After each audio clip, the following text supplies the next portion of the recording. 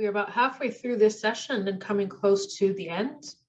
And we're going to pass along to Victoria, but I just want to introduce a minor adjustment. Victoria, if that's okay. Benson has now been able to connect, and we would like to add his presentation to the group, and we'll just extend by 10 minutes. So we'll just ask everybody to keep their presentations to a working like 15 minutes so that we can get everybody in and have time for questions.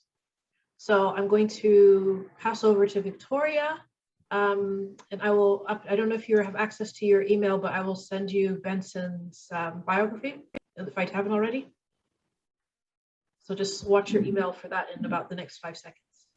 Brilliant, thanks Chisoma. Shall I bring in Benson first? If I can get the biography to you immediately, which I probably have it. Maybe what I should do is ask Judith to speak first, and then we can get ourselves ready. Sure. So, hi everybody, it's brilliant to be here. I thought I should say a tiny bit about myself so that you know why I'm here. I run something called the Culture, Health and Wellbeing Alliance in the UK, which is a network for people who work with creativity or with cultural institutions like museums to support health and well-being. We've got about 5,500 members. But until very recently, I lived in South Africa, and I was quite involved with the Medical and Health Humanities Africa network, and was generously hosted by Chisoma in Malawi in 2018. So I'm really grateful to be asked to be a small part of this event, and really want to keep the partnership going between our organisations. I'm keen to learn from everything that you're doing and share that with colleagues in the UK as well. But I just want to say the concept of finding joy in healthcare just feels very visionary at this moment and important, and something that I want to try and share as widely as I can, sort of radically raising our expectations. I really loved what Rubina said earlier about creating a loving and enabling environment, that really resonated with me.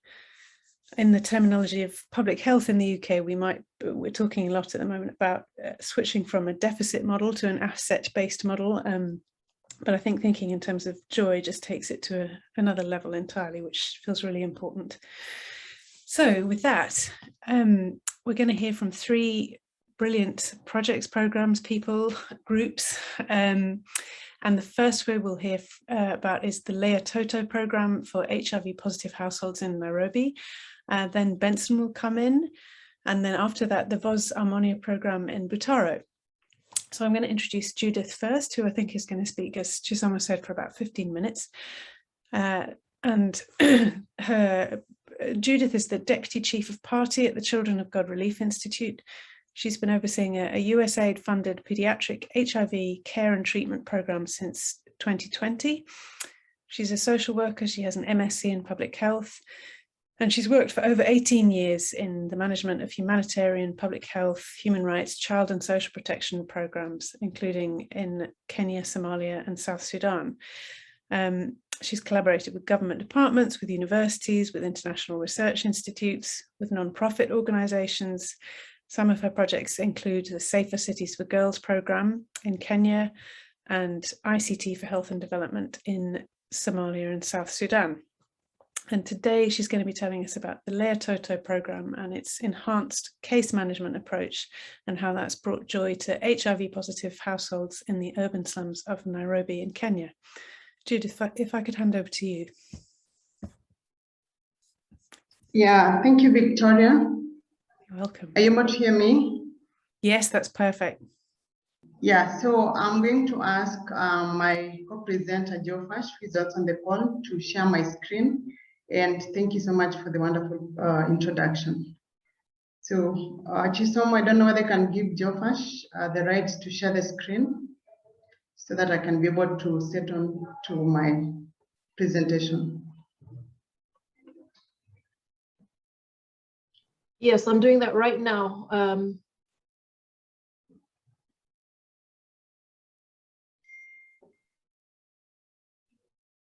Yeah, Jofash, could you put it on presentation mode, please?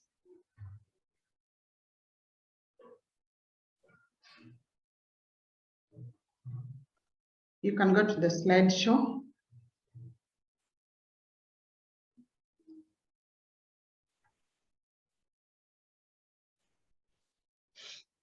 Yeah, thank you. So as a beginning, Lea Toto program is implemented by the Children of God Relief Institute, which is popularly known as Nyumbani.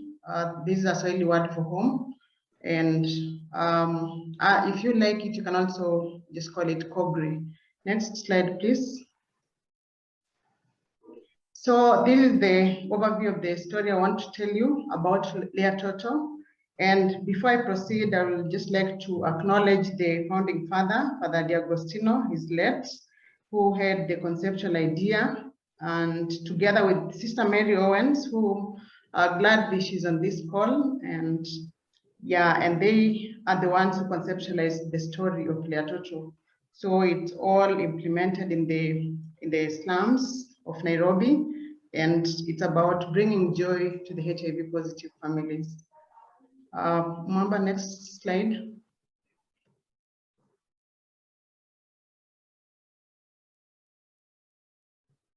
Next slide, please.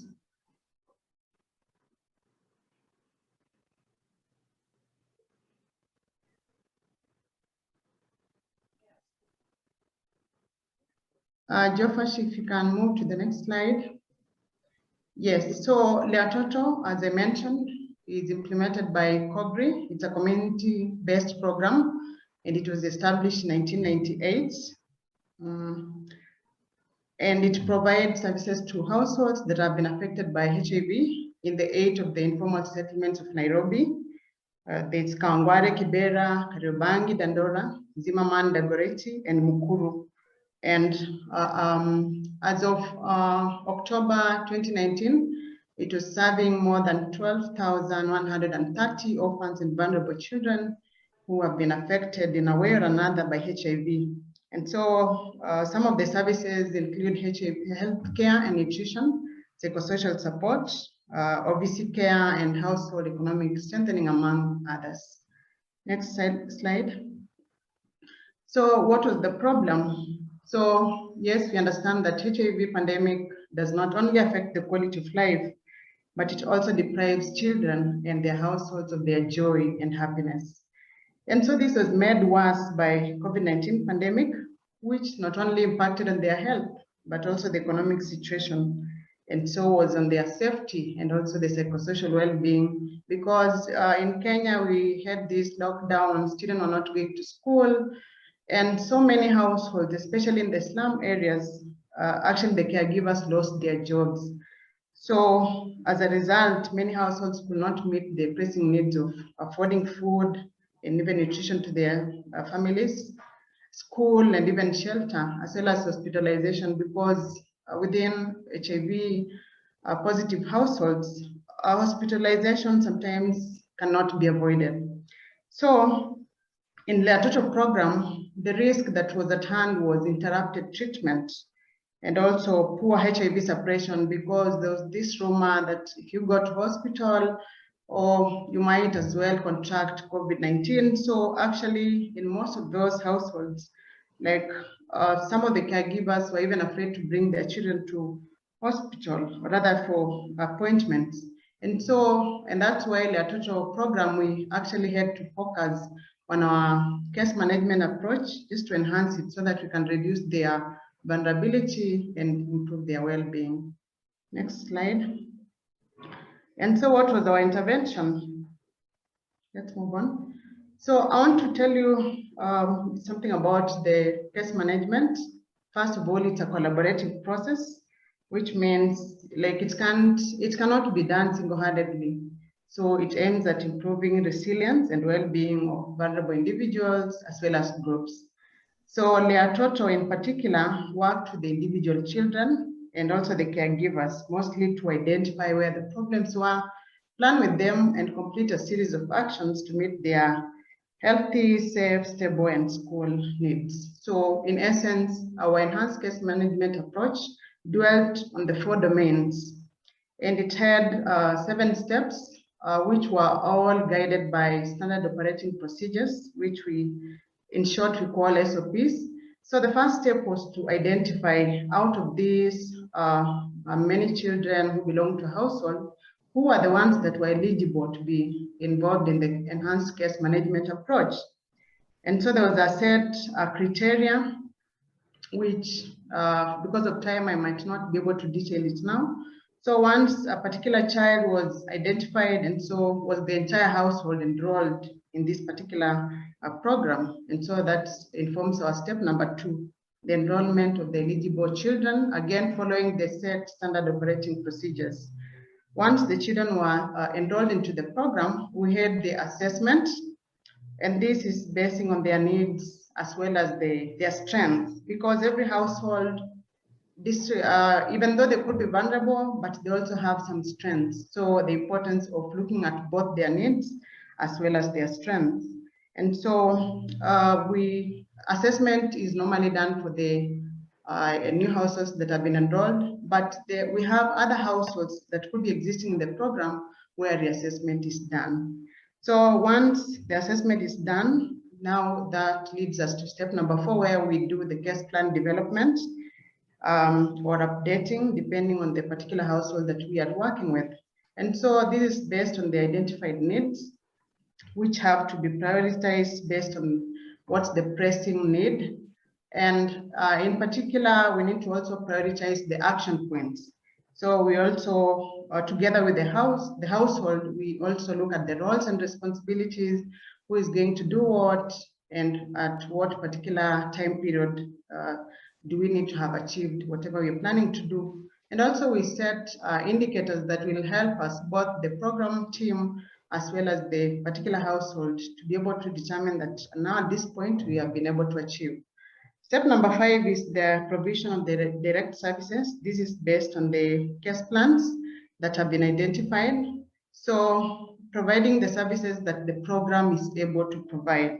But in some scenarios where a particular service is not available, say like a particular household has a child who needs a very intensive medical operation, which you cannot be able to afford, then the program again is at liberty to help this household to identify where they can be able to get this particular service. And so that is what informs the referral of some of the services. Some services say child protection, where we need to collaborate with the government department that maybe looks into child protection matters, then again we refer. Then that leads us to step number 6, where we, other than providing these services and referring for some of the services, we do continuous monitoring based on the case plans that were developed. And so during monitoring, we again reassess the particular households just to see if whatever we set to do, has it been achieved? And if it has not been achieved, then we need to revise the case plan so that we're able to help this particular household, especially through the 4 main domains that I mentioned earlier.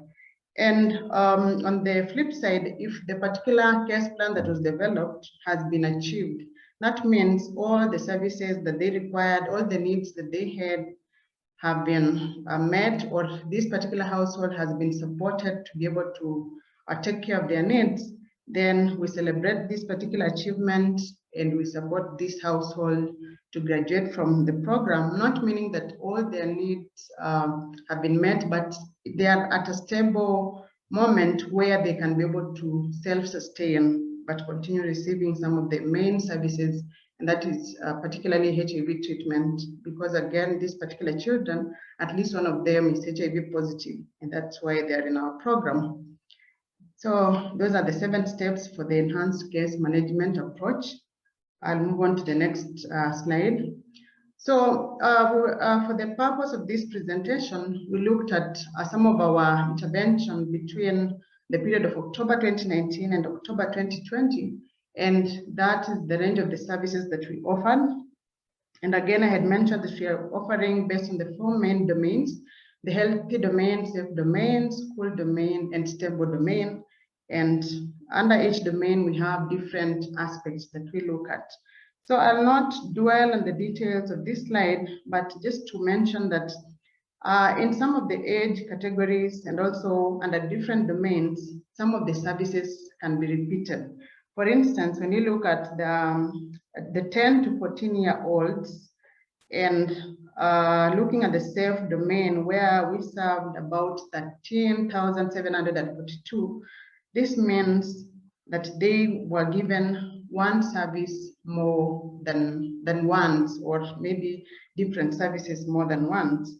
And this included maybe life skills, where again with the COVID pandemic, most of the children were really affected, especially the adolescents and the young adults. So counseling, just giving them the information they require maybe to stay safe, how to get treatment for maybe the upcoming opportunistic infections, and also any other service. So some of the services actually appear, or rather were given to a particular child more than once, depending on the age. So again, our approach is gives age-appropriate services. So in total, for that period, in our 8 centers, we served 12,130 orphaned and vulnerable children. And again, I mentioned in our 7 steps that once a particular household has met all, like they've gone through the process and they've made all the benchmarks, we have 17 benchmarks that actually we look at and now say this particular household is stable enough to be able to graduate. So out of the 12,130, 506 were graduating. Let's move on to the next slide, please. So what do we learn from our approach? That it considers case by case, that is every child is unique, every household is unique. And also in order to be able to give support, or rather to help them, we need to involve both staff, the community health volunteers, or even the peer mentors at all stages.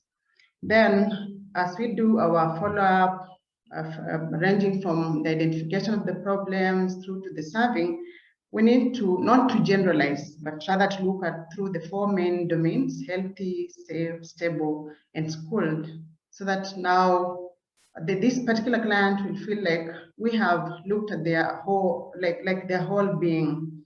Again, in our approach, there was a multidisciplinary approach whereby, like, it was not just one department serving, but it was like the whole team looking at the different domains and being able to give services and also do regular follow-up. So it all yielded positive and quick changes. Then we had improved adherence, because remember, we are looking at HIV positive households, and that means in that particular household, there's a child who has HIV, or even the caregivers. And so there was adherence, because initially we had been giving treatment, but again, treatment when there are underlying issues, then you couldn't see much in terms of HIV virus, viral loads being suppressed. But now when we give the HIV treatment and also tackling or rather handling the underlying issues, so we could see some improvement. And with some moving from thousands and thousands of copies of the virus to very low detectable viral loads.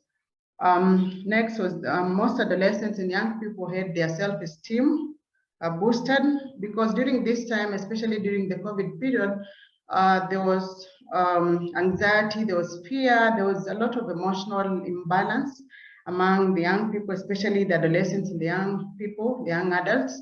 And so through the repeated services, looking at the 4 main domains, we had their self-esteem boosted, and even others were actually motivated to talk to their peers who had high viral loads. So what do we conclude from our approach?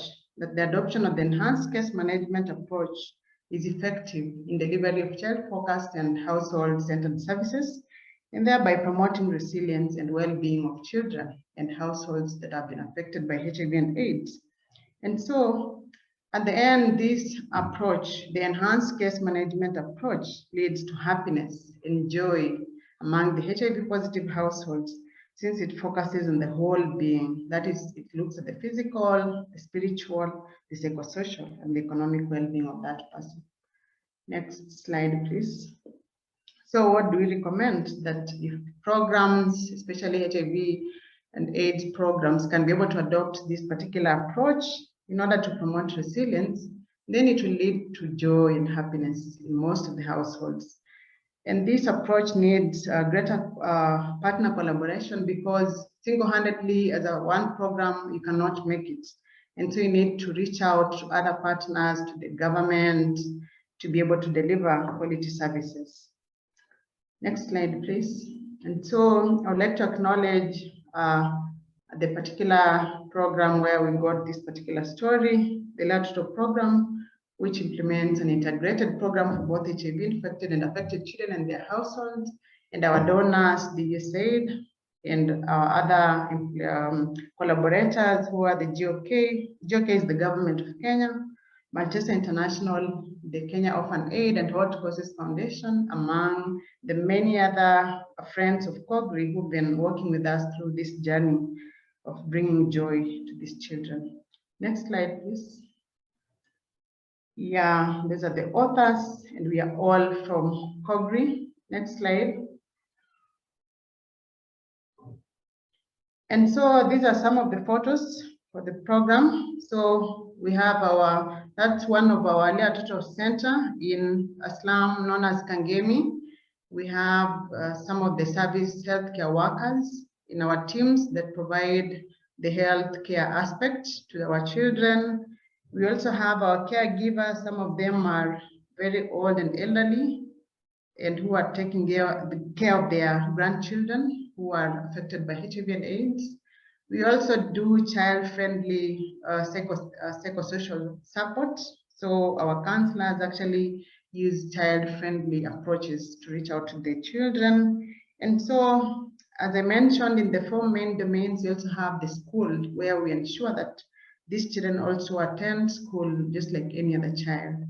Next slide. Yeah, and in the first photo, we have our director in a meeting with some of our supporters.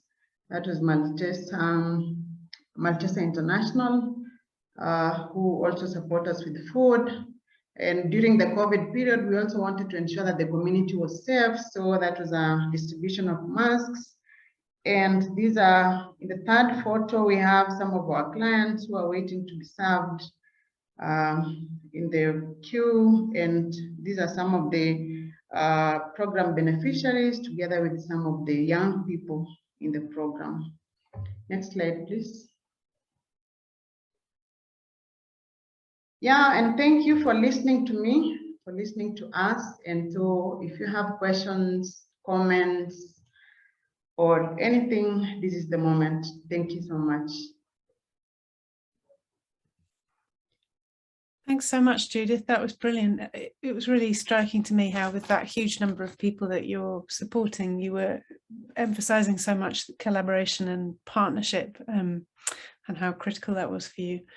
I think if our delegates don't mind, I will move straight on to Benson, and then if you could hold on to any questions until the end, we can take a big chunk of questions together, if that's okay, in the interest of time. Thanks again, Judith. And Benson, if you are you there? I'll give you a quick introduction while you get ready. Dr. Benson Mulemi is an associate professor of anthropology.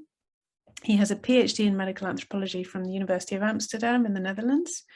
He's currently an independent researcher based in Nairobi and a visiting prof in the Master of Medical Anthropology program in Gulu University in Uganda.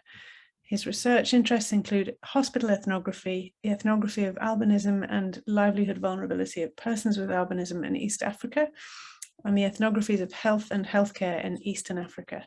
Benson and I have worked together before, so it would be very nice to see him again if he's here. Benson, are you with us? Yeah, thank you very much, Victoria. Great to see you. I'm happy to see you again. And I'm glad that the organizers managed to keep me on the program. So I'll take a very short time to say what I had to say in this context. I'm grateful that the discussion is quite encouraging. And I intended to talk to you briefly about our work. I work with my colleagues from Makerere University, University of Oslo, and University of Leeds on a project in maternal healthcare in Western Kenya. So my work here, I'm sorry that I cannot project the PowerPoint just to save time, and also presentation of difficulties doing both from this end because of connection. So I intend to talk to you about the cultural logic of antenatal and perinatal care and its implications for maternal health care in Ahero sub-county in Western Kenya. And this is a project that focuses on healthcare in East Africa. So maybe I should say a few things that leads me to the discussion. I like the theme of the symposium, joy and finding happiness. And I found that the issue of maternal care really has a kind of unspoken ambivalence with regard to this concept of happiness, joy, and hope. These are coexisting in the experience of childbirth. And I thought that I would talk about the striking elements for us could be found in the work of other researchers who have done the same. Adrian Strong, in her work documenting death, maternal mortality, and ethics of care in Tanzania, she had a few excerpts that interested us. At one end, women say pregnancy is not a sickness. In Kiswahili, they say ugonjwa si, ujauzito si ugonjwa. And then they go about to say, no, mimba ni sumu, that pregnancy is poison.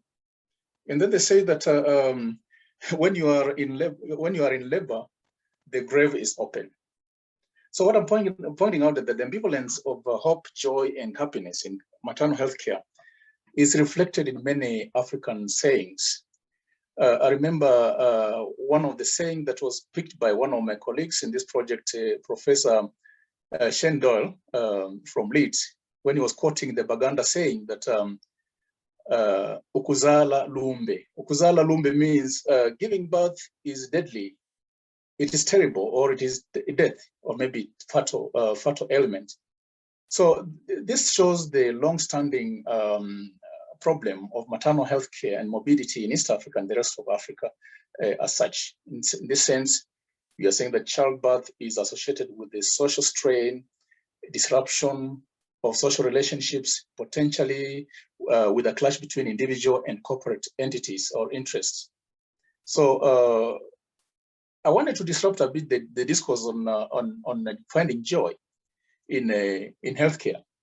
When I look at the experience of nurses in the facilities that we visited in Western Kenya, happiness in healthcare is two-way. It is both for the caretakers and their patients. But you see, as we say, there is ambiguity in motherhood as a source of profound joy and happiness, which is interrupted by vulnerability and uncertainty, reflected in many proverbs. You see in Kenya, there's a popular Kiswahili saying that when you want to describe somebody who is happy, you say, ana furaha kama mama aliyepata salama. Happy like a mother who was delivered safely. So you can see the ambivalence of joy and sadness. I like in the past meditation, the question was, can happiness coexist with the sadness? And I think this is the ambivalence that we have. In fact, I was just wondering sometimes when some people are crying or are laughing, there are tears coming out of their eyes. And when they are very in pain, they also have tears coming out. So what we want to point out is that contrary to what many people in healthcare and health research know, the mere survival of pregnancy and childbirth does not always indicate success for maternal health care. So we have to understand the context of the care trajectories towards institutional interventions, which is important for the expansion of efforts aimed at reduction of maternal injury and debility in order to promote health. So that's the context of our work. As I pointed out, that our work was within the broader maternal mortality in East Africa project, which is being hosted by the School of History at the University of Leeds, where our principal investigator is affiliated. And this part of the Medical Research Council and Stroke Arts and Humanities Research Council Global Health Project. So for us, we had to do this in Western Kenya, and we aimed at offering a multidisciplinary perspective on maternal health and mortality in East Africa. So our project is a medical humanities project that does not necessarily focus on biomedical factors, but it focuses on human factors which contribute to maternal morbidity and mortality. So we make inference from our work about the human factors that are likely to interrupt even the medical factors with regard to maternal health care and survival of women as such. Yeah, so in this project, we have the interdisciplinary team, Professor Shane Doyle, the principal investigator from the University of Leeds, offering the expertise in medical history. Professor Wenzel Geisler from University of Oslo, providing medical anthropology. Professor Jane Plasto from Theatre for Development from University of Leeds, and myself, and a colleague from Makerere University, Dr. Sauda Namuyalo, who offers the input of linguistics. So in my part, I take the anthropological perspective in eliciting the mother's experiences of healthcare using the usual anthropology methods. So for the sake of time, I want to outline some of the things that we find out that also resonates very well with the theme of this symposium as such. First of all, we find that patients' fears were not freely expressed to the institutional, antenatal, and perinatal healthcare staff. And this because the backgrounds of the patients were not fully understood comprehensively. And most of the patients return home without answers to their questions. And women and their families are describing care in various terminologies that also link to other researches that focus on what women and their families need during prenatal, antenatal, and perinatal care. What is coming out very frequently is the fact that they define care as a respect from the perspective of respect. Among the Luo of Western Kenya, they call it Luoro. And this is a perspective where people will derive some hope and joy in a care process that respects them. I mean, we are just literally translates the aspect of respect from the local language. And in this sense, we find that also the dichotomy I'm talking about here, about happiness in healthcare and joy in healthcare being either way, because the nurses would also derive happiness from seeing the patients doing well. And actually, in one of the researches I've done before, sometimes nurses consider themselves as patients because, nurses are always bashed in the sense of inadequate healthcare. But you see, many people do not look at the context of their practice. So most of the health providers we talked to were talking about their experience of generational shift with self-regard to community perspectives on health, the health they give.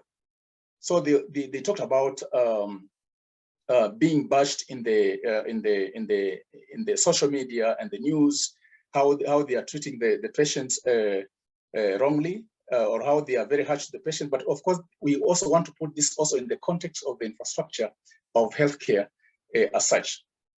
Then from our study, we find that there is increasing popularity of traditional birth attendants in our context, they're called Nyamurerwa or Nyamureche, compared to biomedical midwives.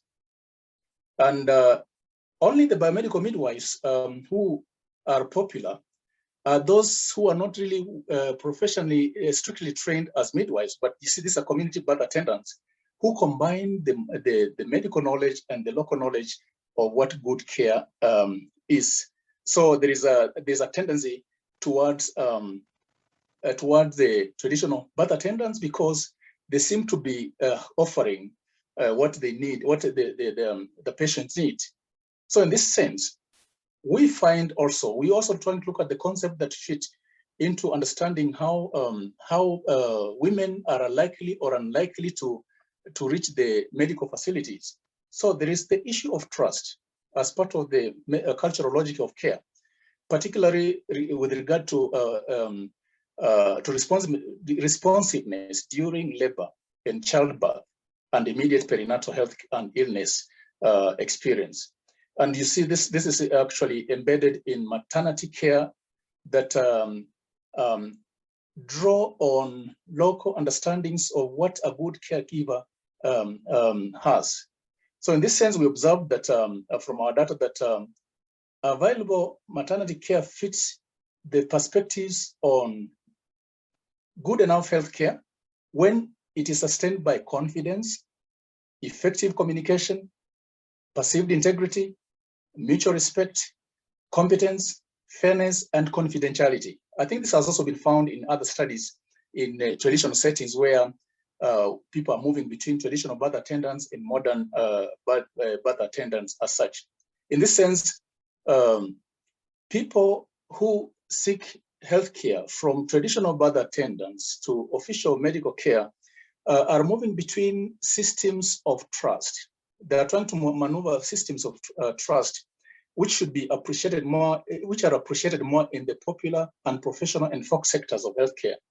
I think this is where people have very close relationship with each other. So we have that as an important aspect of thinking about how people derive joy in healthcare. The trust that the patients have between themselves and those caregivers on the basis of those elements that I'm pointing out. And of course, this brings an important aspect with regard to the contradictions that we find when many women talk about the formal health systems, where especially surrounding labor and childbirth.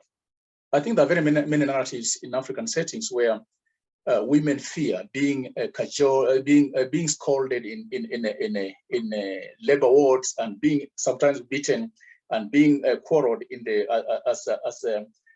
as they give birth in that sense. So I think what we're pointing out that what we found in this study is that the aspects that people are looking for have implications for communicating about medicine, health, and healthcare on a global basis.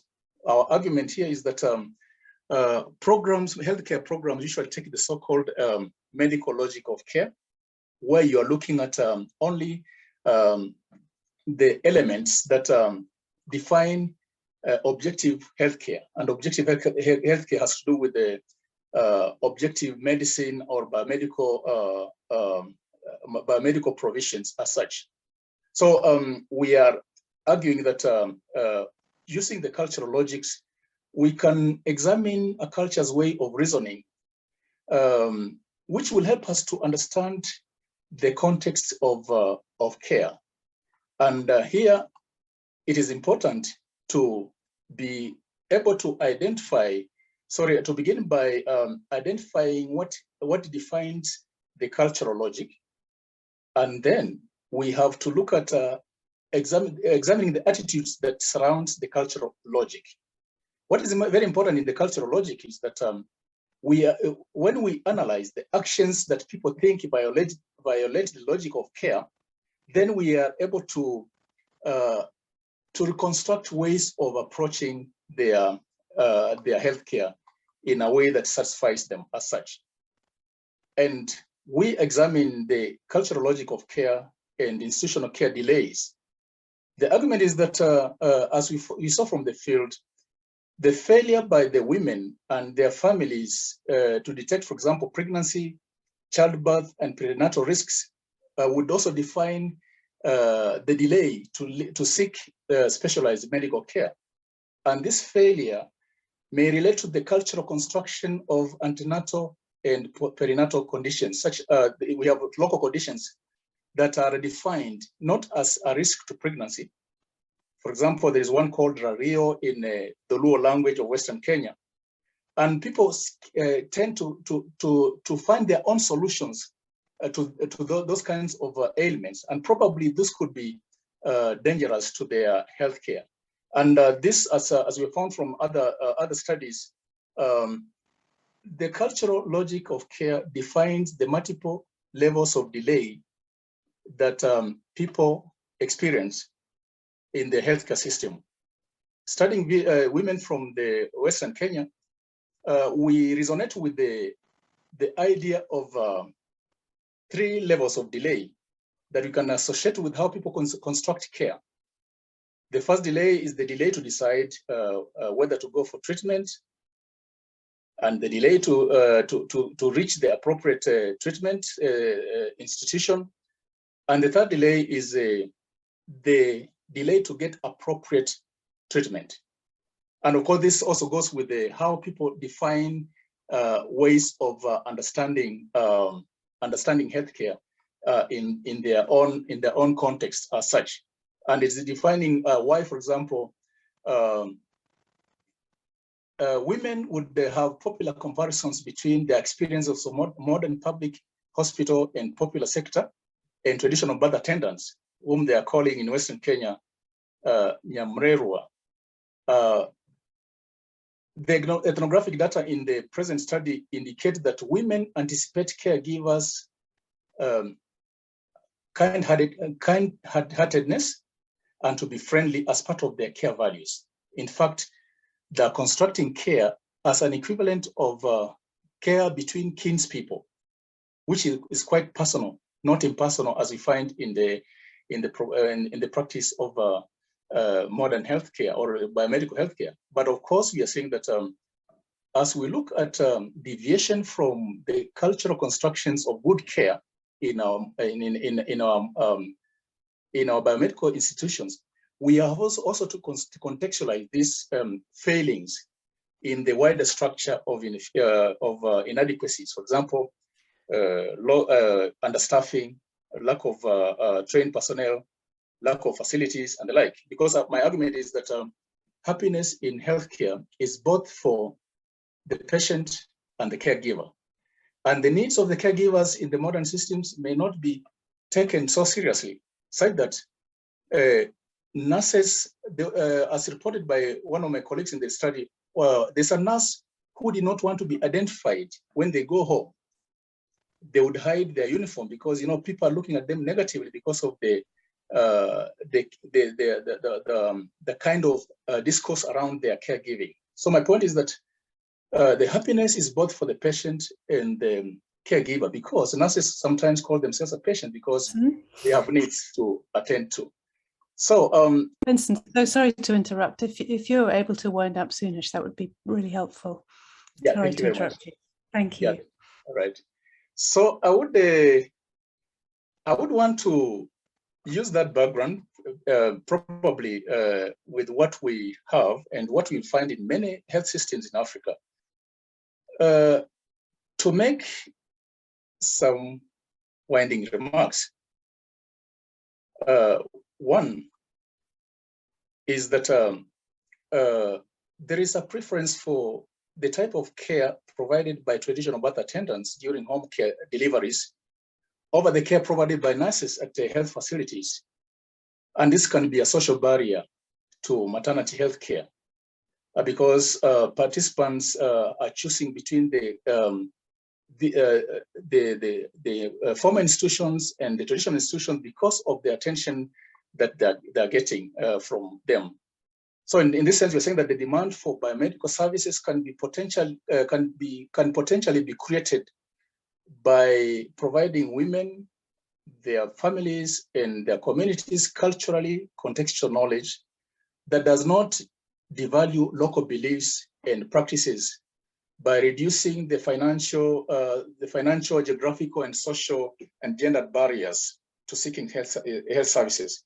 And of course, the point is that not all those constructions of antenatal and prenatal healthcare are negative, because we are encouraging researchers to look at how to blend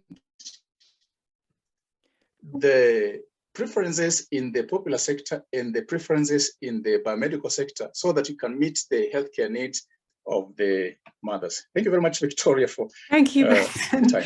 Thanks so much. I'm going to dash straight on to the last group. I hope that's okay. So we're going to be hearing about the accomplishments of Voz Harmonia, I hope I'm saying that right, in COVID interventions in Butaro in Rwanda. And we have some student representatives from the University of Global Health Equity, as well as Matthew Amies.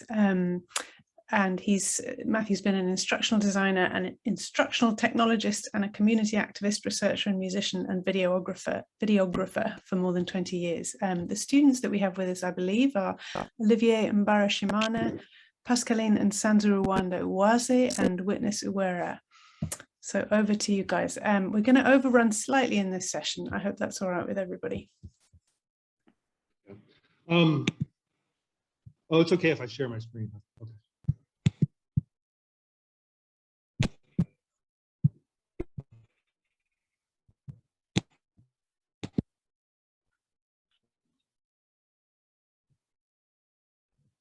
First of all, I'd just like to say thank you very much for inviting us. We're really grateful to be part of such an interesting symposium. My name is Matt Ames, and today we'll be presenting on a music group, Voz Harmonia, that we created at our university. Well, the students created at the University of Global Health Equity. And Pascaline Wazy will also be presenting. I'm basically just introducing things. And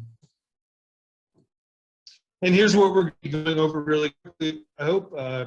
UGHE introduction, the Voz Harmonia, who they are, their vision and achievements, and sort of relating some of their activities back to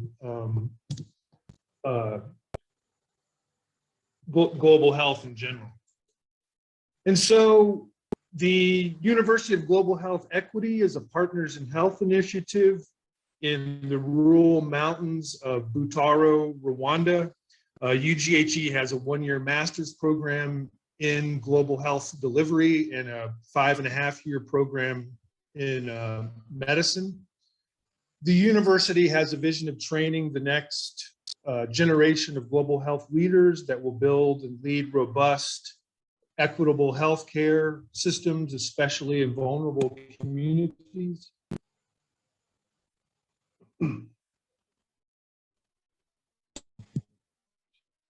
University values music as an important component for the global health community and has started a platform called the Hamwe Festival that looks at different global health issues and examines the contribution of music to health in general. So that introducing this music group in the last couple of years sort of made sense in terms of the overall goals of the university. And now I'm going to pass things over to Pascaline. Thank you, Matt, for a very good introduction. So a brief background on Voz Harmonia.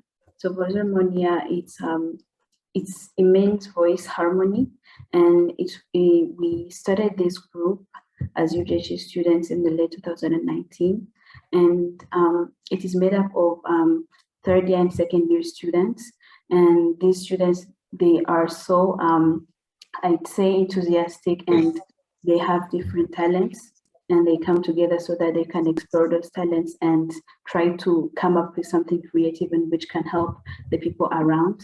And so we rehearse weekly, and we kind of go around different public health events we participate in those events.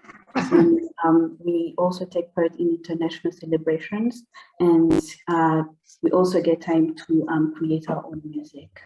Next, please.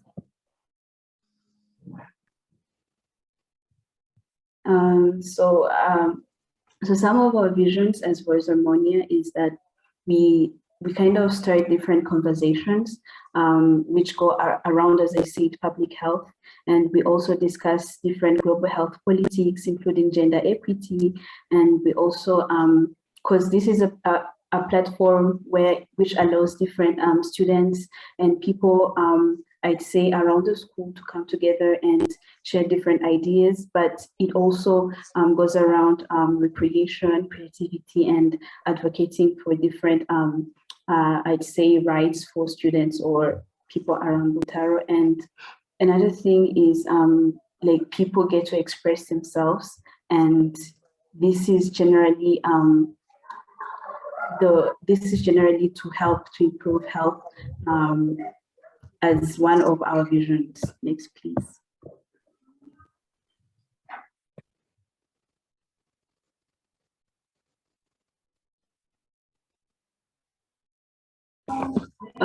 Some of our achievements, so we participated in Kwibuka Night, and this is, so every year UGHE community comes together, and we remember those people who lost their lives during the 1994 genocide against the Tutsi. And here our group was able to show its support to the Rwandan community, and we participated by singing this song, which is called Never Again. And it was the 27th time that Rwanda was remembering this the genocide against the Tutsi, the 1994 genocide against the Tutsi. Next, please.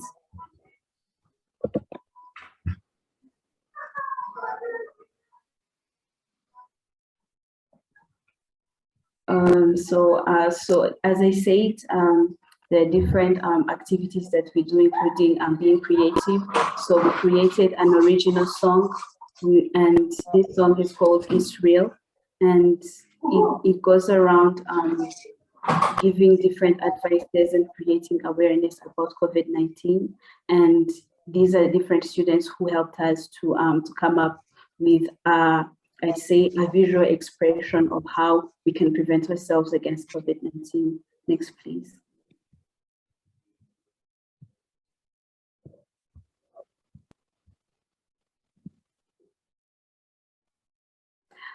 So another thing that we participated in was on Women's Day. Given that it was in the middle of the, I'd say, a lockdown, we managed to come up with something that would help to highlight the importance of women.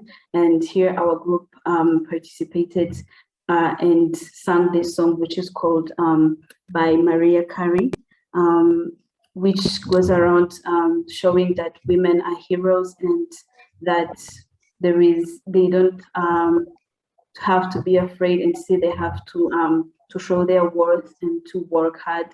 And yeah, I'd say that's it. That's all that we could do, given that we I'd say this group has not been here for long, but we are aspired to do more. Thank you.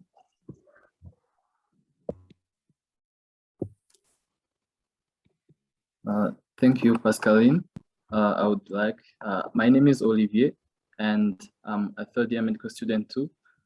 Me and Pascaline, this is the Voice Harmonia group, and I'm going to be talking about our views regarding music in global health, and how our group fits in the picture, and how we think other music platforms would, if not, continue to participate. So first, I will talk about the benefits of music, a music group to the students, to its members. So in university like ours, especially in medical schools, we tend to emphasize more on studies, and we tend to overlook some simple yet effective platforms that can help improve our academic experience. Apart from the scientific basis of music, it has been described in various research materials that it improves learning, memory, performance by activating different areas of the brain. It creates these neural networks that help improve all these things I've talked about.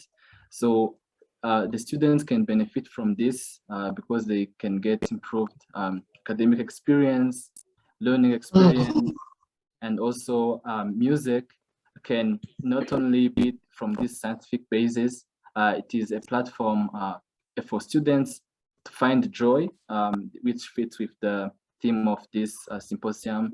And it is a creative way, a creative channel for problem solving.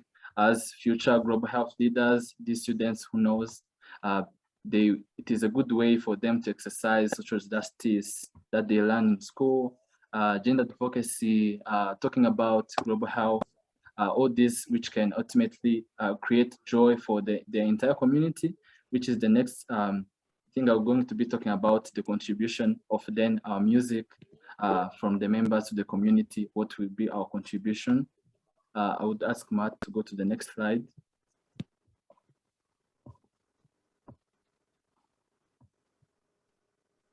So our role in the community, next slide, please.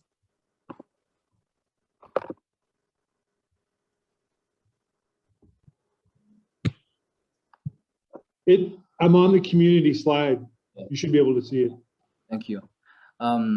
So in this generation, this decade, we have this advancement of technology, social media, entertainment platforms have skyrocked, and they are being followed by a great number of people, but especially by the youth. This is possibly more than they follow traditional media like newspapers. So we think music might be, as it is in universal language, as we use to talk about, it can be a good bridge and relay for the sorts of discussions the world is currently making.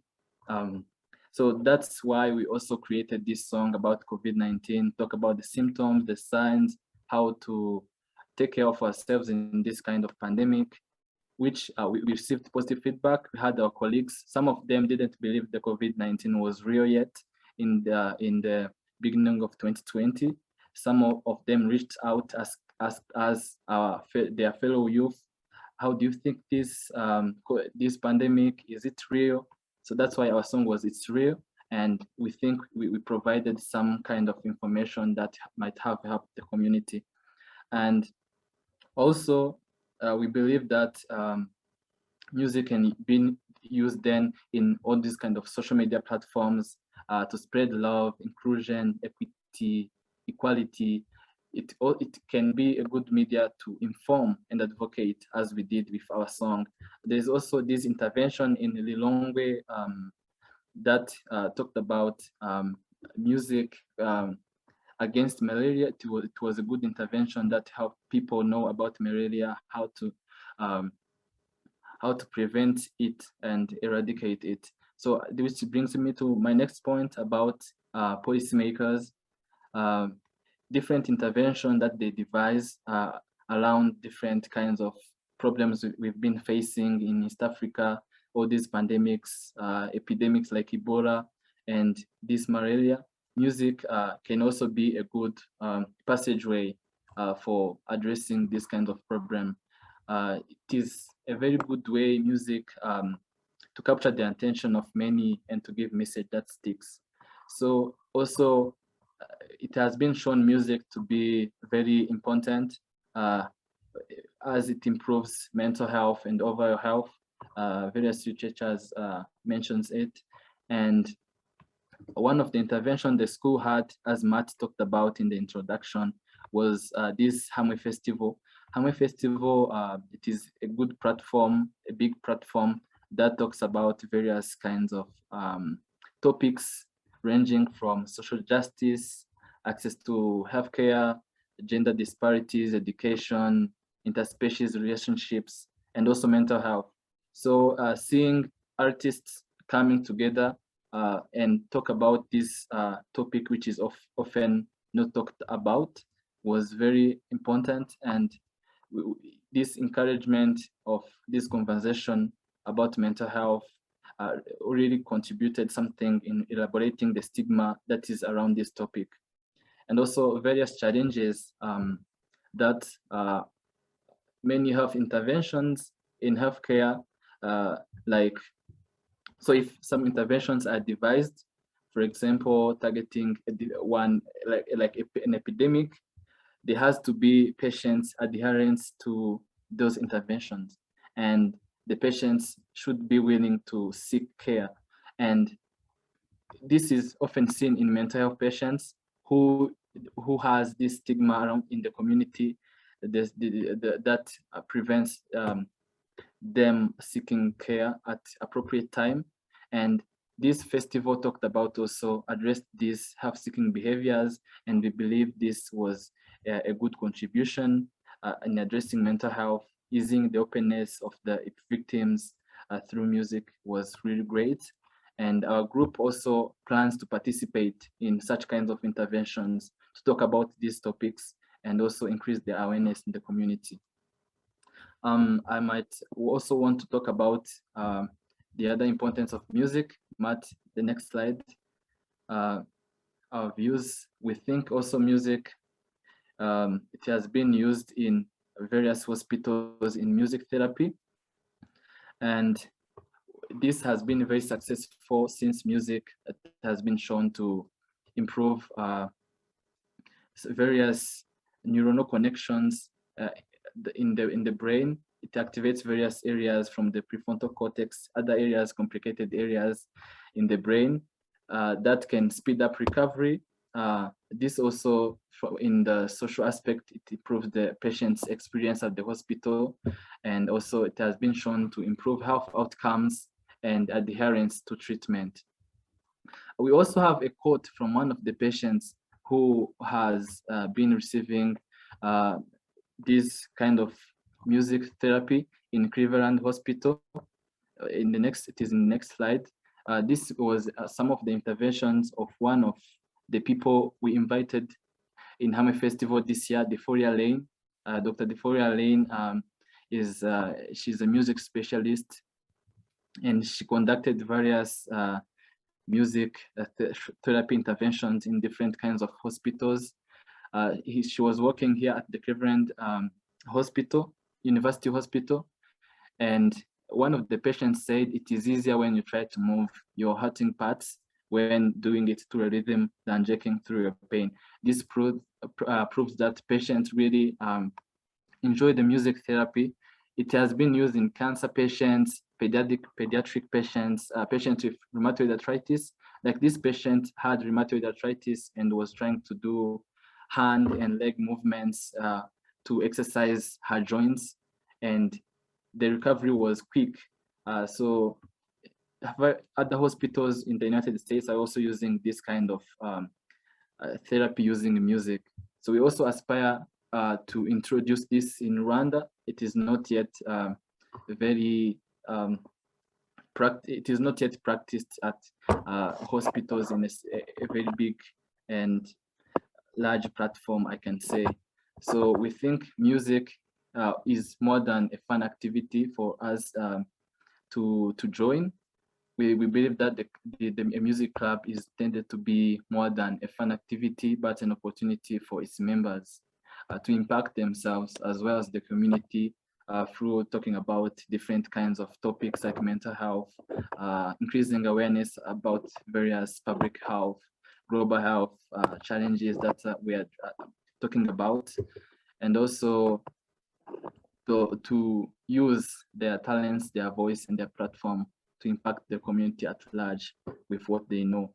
They should be inspired also to think creatively for solving global health, for grounding challenges for a better foreseeable future.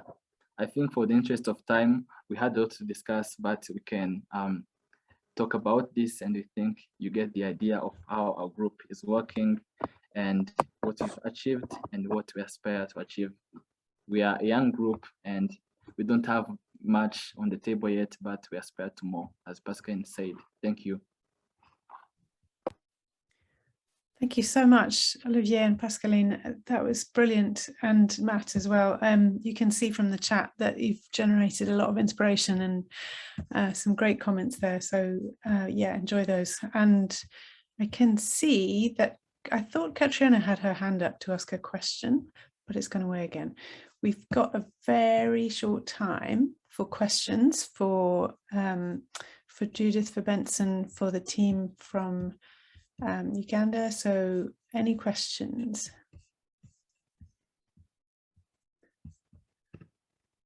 Do put your hand up on the thing or ask them in the chat box.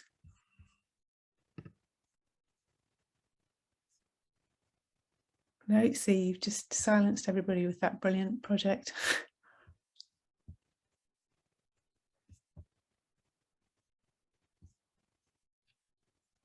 Okay, it looks as if we may have made up a whole minute, but thank you so much to all of those, to all of our speakers just now. That was very inspiring. I just wanted to read out one of the comments from Florence in the box. To see the broad curriculum in medical education from the start and not as a postgrad course is a paradigm shift for future healthcare professionals. I totally agree. Thanks again. I'm going to hand back to Chisomo.